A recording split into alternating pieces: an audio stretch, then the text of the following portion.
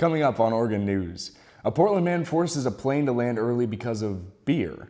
The Blazers season is over, both Oregon Diamond sports are in action this weekend, and we update you on the weather. All that and more right around the corner.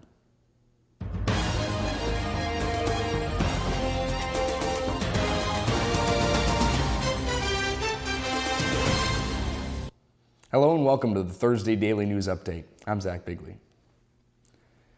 A Portland man already convicted for a mortgage fraud scheme and other crimes tried to delay his 10-year sentence and collect on disability insurance by having his son shoot him in the legs. 41-year-old Shannon Eaglin pleaded guilty Wednesday to having his son shoot him in the legs with a 20-gauge shotgun on July 31, 2014 in a staged act. Eaglin was set to start a 10-year sentence the following day. The shooting forced an amputation on one of his feet. He initially told police after the incident he had stopped by the side of the road to help a pregnant driver before being shot. In odd news, a Portland man has pled not guilty to charges of interfering with a flight crew. 32-year-old Luke Watts was aboard a flight in March from Sacramento to Seattle when he ordered a beer from a flight attendant. After he was not served the beer, he allegedly threatened violence and locked himself in the bathroom. He then allegedly screamed and pounded on the bathroom door. This behavior caused concern with the crew, and they decided to land the plane in Portland. Watts was allowed to remain free while awaiting trial. We're going to take a break, but sports is next. We take a look at the Oregon Diamond sports, and the Eugene Emeralds promotional schedule was released today. We'll be right back. The earthquakes you see in movies are one thing, but real life is a completely different animal. Just because you can't predict an earthquake doesn't mean that you can't prepare for one. In the event of a real earthquake, you should drop, cover, and hold on.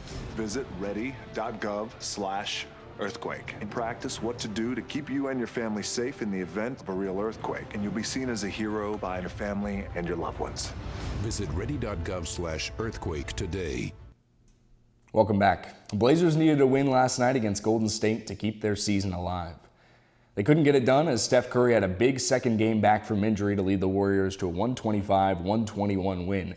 Curry hit 5 triples and dropped 29 points in 10 of 20 shooting, and he also had 11 assists. Damian Lillard dropped 28 to lead the Blazers, and CJ McCollum added 27.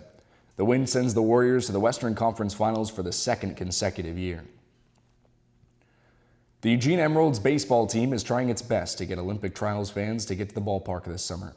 On July 2nd, the minor league team will give away bobbleheads of the former Oregon track star Ashton Eaton. The team will also wear Tracktown USA inspired uniforms in the first 2 days of July. Those are just a couple of the promotions that were announced today from the Emeralds. For a full list, you can visit the Eugene Emeralds website. On to the Diamond, Oregon baseball's season might be earlier ending than expected. Coming off 2 losses against Gonzaga on Monday and Tuesday, the Ducks are back in action tomorrow night in Corvallis. It's another Civil War matchup between the Ducks and the Beavers, and this could mean everything in terms of the postseason for Oregon. Coming into the series, just 22-21 and 10-11 in Pac-12. They need to win the conference to get into a regional. They come into the weekend just 3 games behind Washington and Utah in a Pac race that is really tight. The Beavers are tied with Oregon along with 3 other teams in the middle of the standings at 10-11 in conference. On the other diamond, Oregon softball returns with a magic number of just 1. That's all it takes, just 1 win, and they clinch their 4th consecutive Pac-12 title. Oregon welcomes the Utah Utes into Jane Sanders Stadium this weekend. The Utes come in 31-17, 12-8 in the Pac. They are also tied for 4th in the Pac-12 in ERA at 2.84. The Ducks are coming off a series against Cal where they blasted 10 home runs, setting a program record for home runs in a season with 89. Game 1 with the Utes will be tonight at 7. Game 2 will follow Friday at 7 as well, and Game 3 will be on Saturday at 2. Good news for softball fans. It's supposed to be warm, at least for the next couple of days.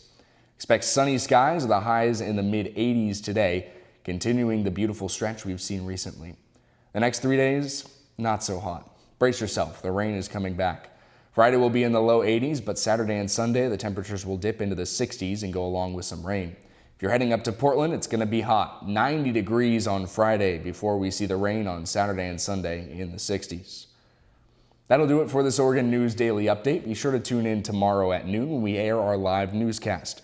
For everyone here at Oregon News, I'm Zach Bigley. Have a great rest of your day, and we'll talk to you tomorrow.